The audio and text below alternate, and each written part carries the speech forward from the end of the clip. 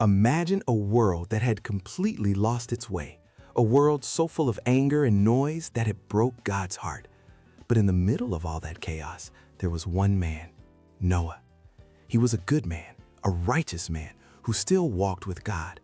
And God came to Noah with a plan, a terrifying, world-changing plan. I am going to send a flood of waters on the earth, he said, but you will build an ark. The instructions were incredibly specific, a massive vessel of cypress wood, 300 cubits long, 50 wide, and 30 high, a floating sanctuary. Faced with this impossible task, Noah didn't question, he didn't hesitate, he simply believed, and he got to work. The air filled with the scent of fresh-cut timber and the rhythmic sound of hammers. For years, this was Noah's life. He and his sons, Shem, Ham, and Japheth, labored under the hot sun, their hands raw, their muscles aching.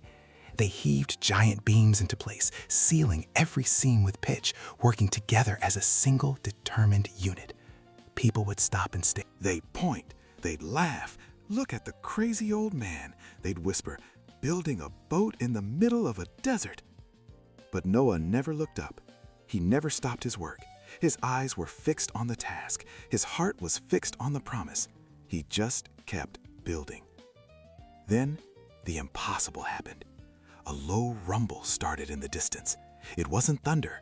It was the sound of footsteps. From over the horizon they came, not in a chaotic stampede, but in a calm, orderly procession. 2 by 2. Lions walking peacefully near lambs, towering elephants and tiny field mice. Birds of every color filled the sky, circling once before landing gently on the ark. Noah and his family stood in awe, guiding the pairs into the massive vessel, a living library of God's creation walking willingly into their care. God sealed the great door from the outside. And then, silence. A heavy, waiting silence. A single drop of rain hit the dusty ground. Then another, and another. Soon, it was a downpour, a deluge unlike anything the world had ever seen. The ground itself seemed to break open, water gushing from below. The ark groaned, shuddered, and then it lifted. Inside, surrounded by the storm's fury, there was a strange peace. The animals were calm. Noah gathered his family, his face a mask of trust. He had done what was asked.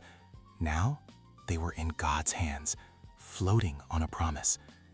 When the waters finally receded, they stepped out into a clean, new world. And across the sky, God painted a rainbow, a promise, a sign that even in the darkest storms, faith and obedience can save life. Noah built the ark, and through faith, life was saved.